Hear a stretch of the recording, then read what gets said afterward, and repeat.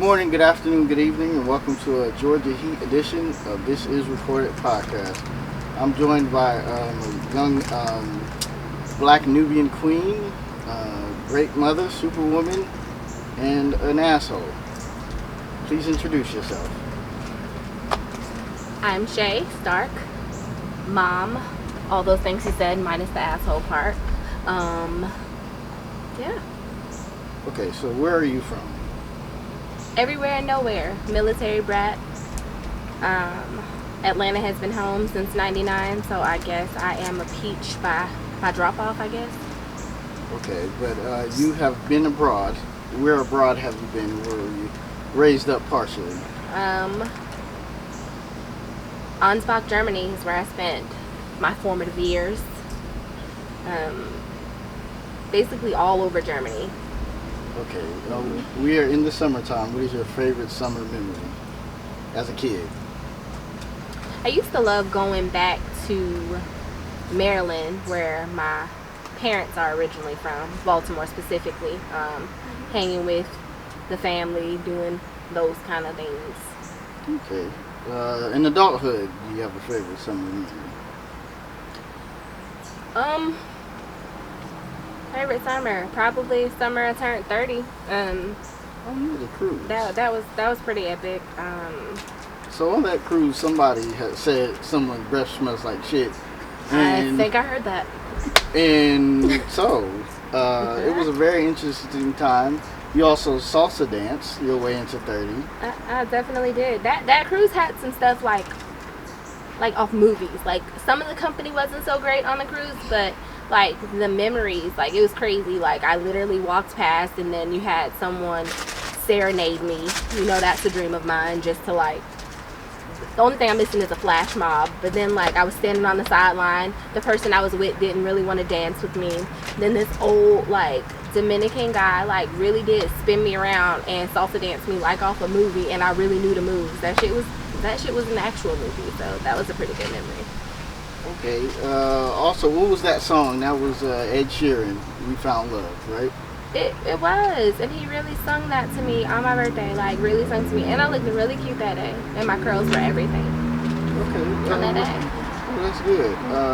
You have a favorite song or album that came out in the summertime? You know, the Bad Boys 2 soundtrack was cool. It did have that nice Beyonce song, Summertime. That was nice. Dad. I'm trying to think, like, I usually associate memories with like music and albums, but like off the top of my head I can't think of like one album like that came out in the summer that like just was it for me.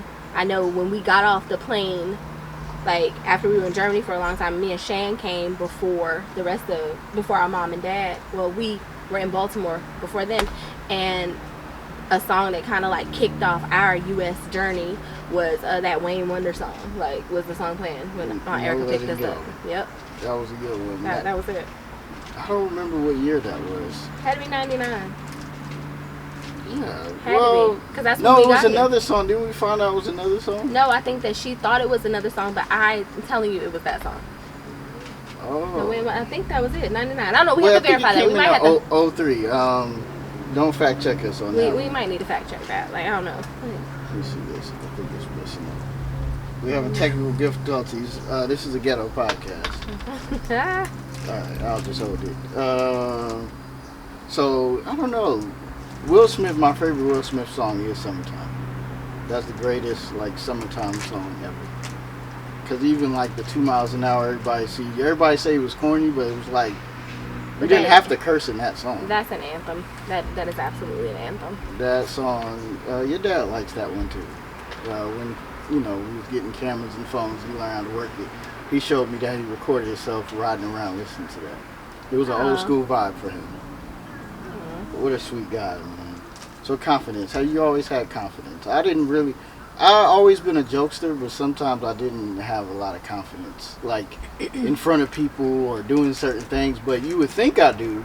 I guess I got like that kind of comedian, like you thinking like, oh, he's so outgoing and active, right. But deep down inside, it's like I'm not all that. I don't like to talk in front of people, stuff like that.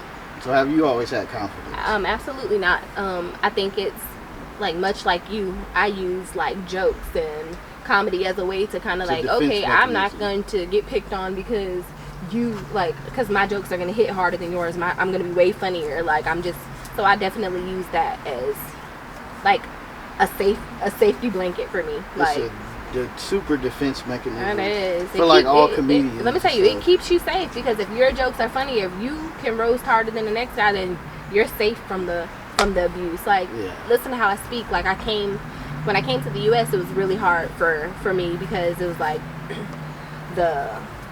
in the South, like, it wasn't like my friend group. I'm a military brat. Like, it's one of each of us. Like, I have two white friends, Dominican. Like, it's just, it's a mix of us. It was explained to me it was like a family, but when you go back to the U.S., it's kind of it was like you walked into the cafeteria of the school, and I was literally like shocked. It was like the white kids sitting over here, the black kids sitting over here, the 3 Asian kids sitting over here in the corner, the Spanish kids, and I was like, what the F? Because that's not how I grew up. That wasn't the dynamic. That wasn't what I was accustomed to. But then here it is. We're in the South, right?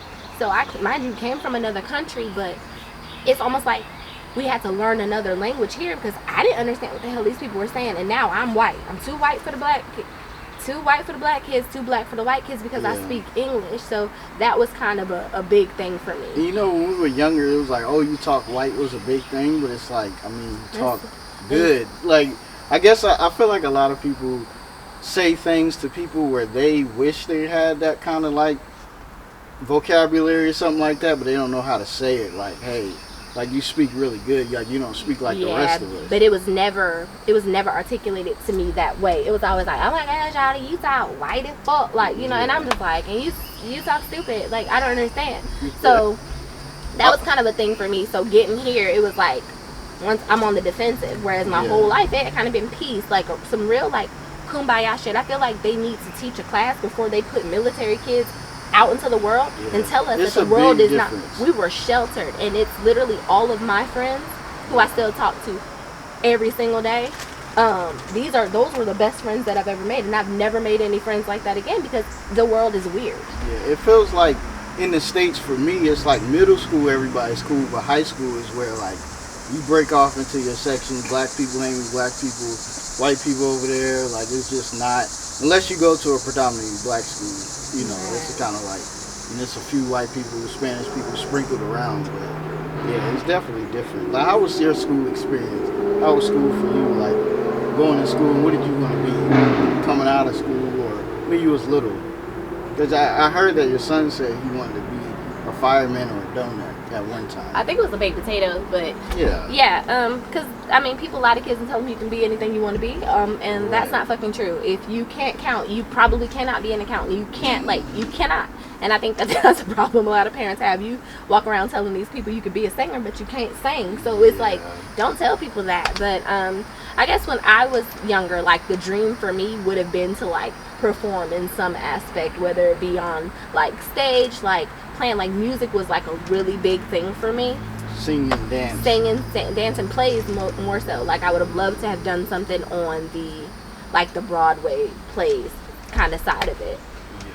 Favorite Beyonce album? I know you're a big Beyonce fan. Let me put you on the spot right now. It's hard. That 4 album seemed like it was pretty good. 4 went. It really did. That was definitely Beyonce, one. What was the album with? That's the one. Beyonce, the one with Resentment and all that on it. I'm not sure. Can we get a fact check? That's B-Day. Okay, our fact checker just said it was B-Day. Okay.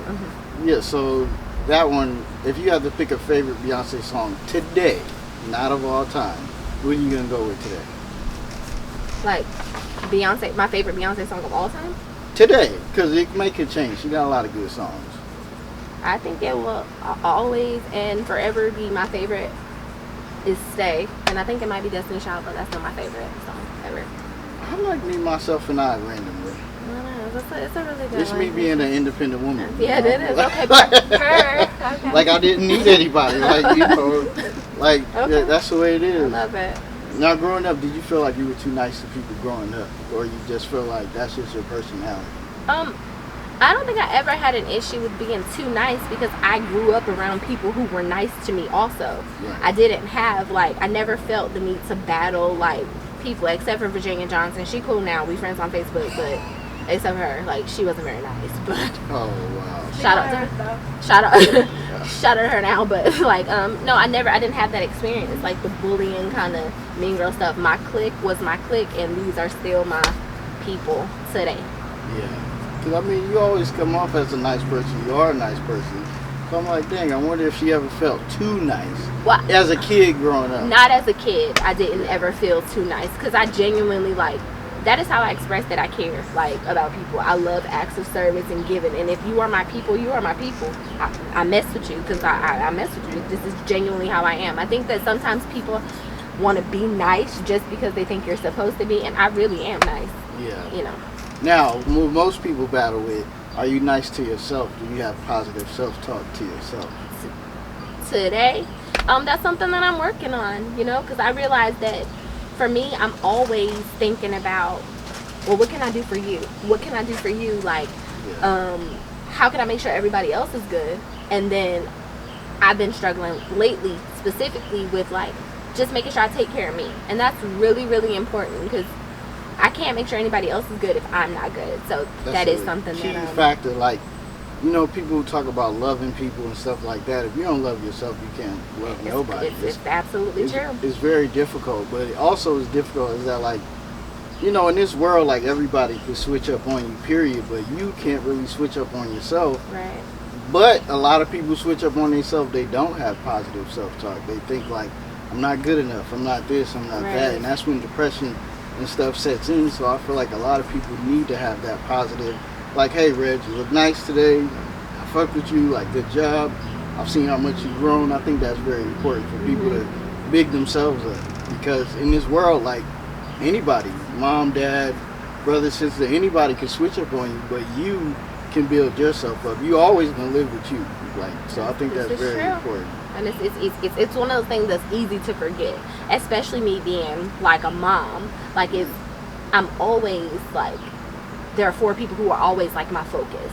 Right. You know, I always have to make sure they're good. You know, I always have to do this. I can't fuck up. I can't flop, because if I do, then that's it. That's it for them, you know? So I think I'm so goal oriented and so focused on always just being good and making sure they're good that sometimes I forget to take a minute. Just be like, it's okay for me to take a minute for myself. It's okay for me not to be perfect. It's okay for, you know, me to just kind of just have that time for me. Like, I literally read this morning that self-care isn't selfish. You have to be about me. It has to be me first. Yeah, you gotta get, hey, I want an ice cream today. You gotta go and like get it yourself. You gotta do certain things, but I have to. A lot of people don't do that. A lot of people, I love, like, mental health becomes a crutch when people fuck up and they just like, oh, my mental is fucked up. But I'm glad that it is a real conversation now, that people are taking it seriously.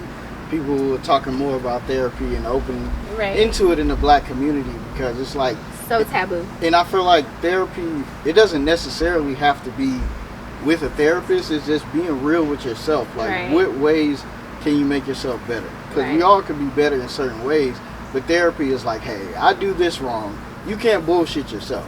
You can, but you can't. So it's just like, I think people need to like really dig in. Like, therapy, if you can afford it, is definitely, and you have the resources, is definitely a good thing. But sometimes you can get a therapist that is not really gonna do well for you, or they gonna tell you kind of what you want to hear. They'll give you medicine, they'll do certain things. So it's like, you really have to have that knowledge yourself. Inshallah. I was with you, and then you kind of threw away. I mean, you really, that's why I study and do different things, because I like the knowledge of self thing. I really, really dig that part of life. It's important to kind of like take moments and self-reflect. And like I said, sometimes on this journey of life, it is easy to get thrown off course. Like, recently I was thrown off course, and now I have the tools. I know what it is that I'm supposed to be doing. I have my things. I know what to do when I'm feeling triggered. I know what it is that I need in order to kind of bring myself back down for what it is that I need to be, you know. And it's just like I said, with sometimes so much outside noise and just chaos and the hustle and bustle that is life, it's just too easy to like lose focus of self. And I think, like, for me right now, that's like something that I'm really, really focusing on. It's just trying to get back to like a place of like positivity and like understanding and growth, because I just want to grow and get better. Like I said,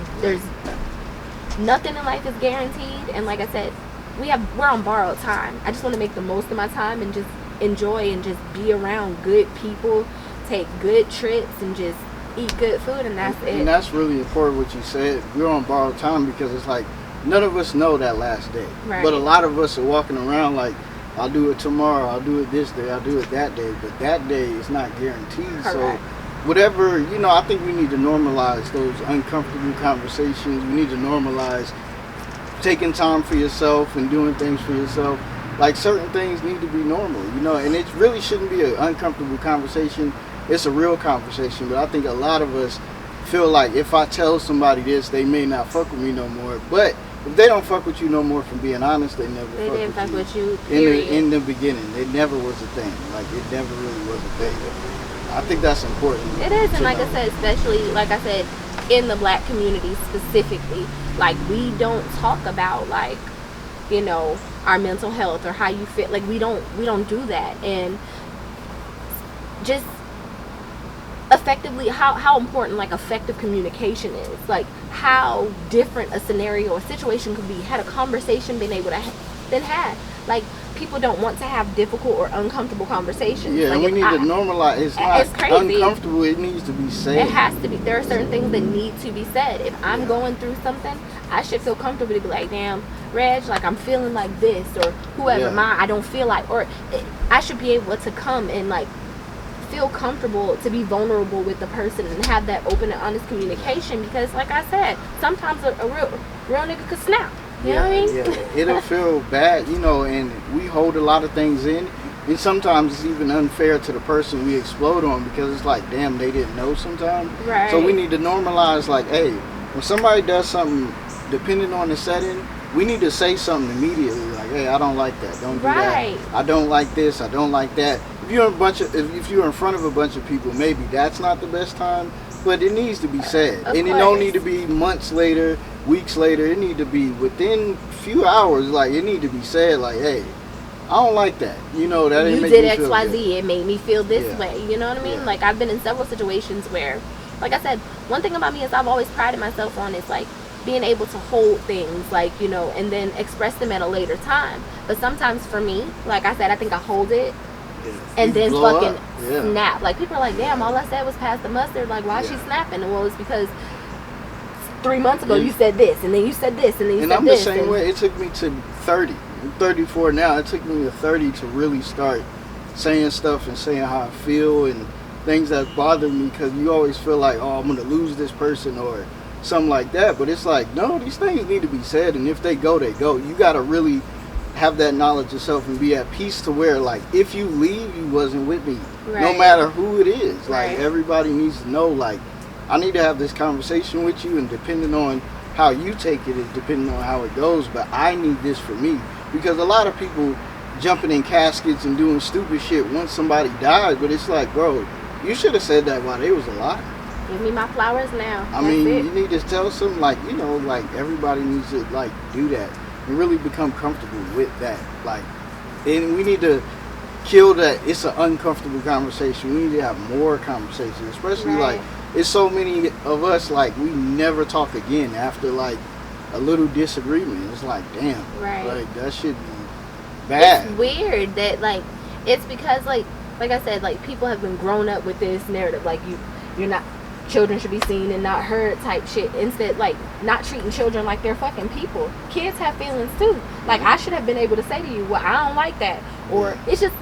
But black people, like I said, we get so weird about certain things, like, give your uncle a hug, sit on your like, we force people to do shit that they don't want to do, and we create adults that are not comfortable vocalizing or saying, no, I don't want to hug. My daughter says she don't want to hug somebody, she don't have to fucking hug them because she don't want to. And that needs to be normalized too. Like, the household needs to be like, you say what you feel. It's always a way you say it. Absolutely. But since you like 2 years old, 3 years old, if I hurt your feelings, somebody at school, it's too much secrecy and shit, and then people get bad things happen to them. They get molested. They get all these things because, like, well, you gonna get mad at me, so I didn't say anything. We need to kind of like Dead kill that. it, and like we gotta give kids that voice, but we gotta teach them the respect. Like it's a way you say it, but you could say literally anything. Right. Like, hey mom, I didn't like the way you said that. Hey dad, like you get a little rough on me. I don't like when you say, oh, you a girl all the time. Like we need to Right. normalize these kind of conversations. But you are a super mom. I see you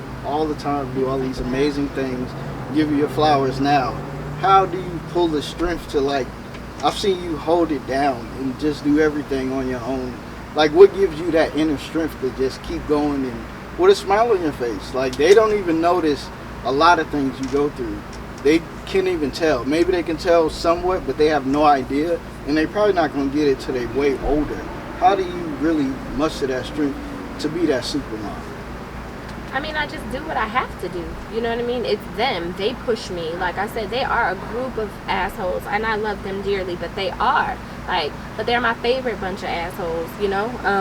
It's good to have some bunch of assholes. But, like I said, I push because I have to. Other people get to be parents, and it's optional for them. For me, it's not optional. I've been momming since I was 20. You know what I mean? Like, I have to do what I have to do. They deserve that. Like, I made a choice. I had these kids, regardless of what Pookie Ray Ray and them niggas do. Like, I have to make sure that my kids are good. My kids are going to have what I had or better. They're going to travel. They're not going to just only be going to Fayetteville and that's it. We out the country. We are living our best life. And like I said, I'm comfortable with if it's us, and it's gonna always be us. Like, I'm going to make sure that they are good. Like I said, it's not for them to handle the adult shit. They don't got to worry about the lights and stuff like that. I'll take care of that. Y'all take care of y'all school. I got everything else. And it's absolutely not easy. And there are times when, like I said, it's just like this shit looks dismal. You know, it's like it's overwhelming. And I'm just like, I now understand why my mom has come home from work and flipped the fuck out because it's a fork in this thing. Because it's like, fuck, a fork? You know, it's just, it can be a lot. But like I said, they're absolutely worth it. Yeah. And then what if your kids taught you about you or yourself? Because I think, from my opinion, I think they know that you're like a great nurturer and a great provider, and you're funny and you're athletic when you want to be, other than when you fall and stuff. I don't do that. What do you think what have they taught you from being a mother before? Like, what have they taught you? When things get really hard, sometimes just how they are with me and how they look at me, and just the fact that they want to be around me, they confirm for me, like, that I am doing good, that I'm enough, and what I provide is more than enough. And you know, that's a good feeling to know that, like, I don't know, it's just basically like being validated by them, you know, because I don't think I seek validation from others anymore. I did for a while. It was really important. Like, I was so worried about, oh my God, if people come and there's toys on the floor, what are they going to think about me? Or I haven't had the opportunity to, like, get to the dishes just yet, or do all these things. I used to have real anxiety about people coming to my house and seeing these things out of order. But then I look at it and I'm like, most of the people who I'm surrounded by have help, like consistent help and all these things, and it's just me.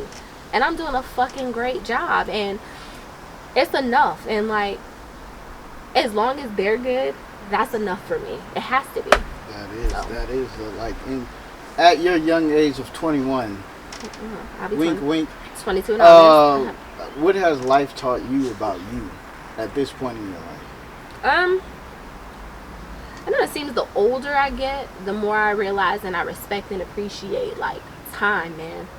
Like, the older you get, it seems like the more people you lose, like, you know. And it's just like, with COVID and we've been surrounded by death and just like sadness for like so long, that it's just like, I've made it a point now to be like, I just want to enjoy life and just enjoy moments and just really, like, fuck with people who fuck with me. Like, you know, you can love people, but if I gotta love you from around the corner, you know, that's what I'll do. You know, I don't have any ill will towards anybody, but I don't have time to waste. So again, I'm just being more deliberate and intentional with the time that I spend, the things that I do, because I don't have any time for bullshit. And then I see that I see it on a day-to-day basis. I see the growth in you. I see the changes. I've been around for a little while. I see that you're doing a great job. You're an amazing mom. I got a 12% raise. You're amazing. Oh, wow. 12% raise. You're an amazing person. Obviously, you're an amazing worker. But what are you actively doing now to really invest in you and like help you? I know you say you got different things on your phone and things like that. What are you actively doing daily to like really like, hey, Shay is enough. I'm enough. I love Shay. I am great. What are you doing on a day-to-day basis now? I pay $19.99 to get like affirmations sent to my phone because I do need reminders. My brother-in-law had got me some little cards that sit on my desk, like calmness cards for like the busy mom. So those kind of things and just reminders are really important to me. But I've also started really journaling. Like I got a new journal and I've really started writing down my feelings. If I'm overwhelmed, I'm like actively doing that, like taking time to like do this on a daily basis to just remind myself, you know, it's okay to be overwhelmed, it's okay to be stressed, like, but that's been really like key the last couple of weeks specifically, and like just kind of keeping me grounded. Because